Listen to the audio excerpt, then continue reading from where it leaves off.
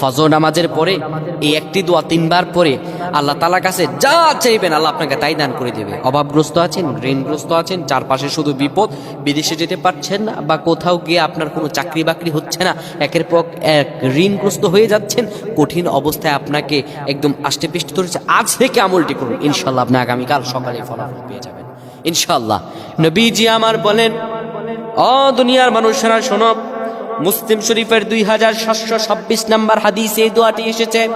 নবীজি বলেন, কোন ব্যক্তি যদি ফজর নামাজের পরে কারো সঙ্গে কথা না বলে এই দোয়াটি 3 বার পরে, সুবহানাল্লাহি ওয়া বিহামদিহি আদাদা খালকি রিদা নাফসিহি ওয়া জিনাতা আরশিহি ওয়া মিদাদা কালিমাতি, এই দোয়াটি 3 বার পরে আল্লাহ রাব্বুল আলামিন তাকে সব মনের সব দোয়াগুলো কবুল করে দিবেন। সুবহানাল্লাহ। আমাদের আল্লাহ তাআলা বেশি বেশি আমল করার তৌফিক দান করুক। আমরা পড়ছি আল্লাহুম্মা আমিন।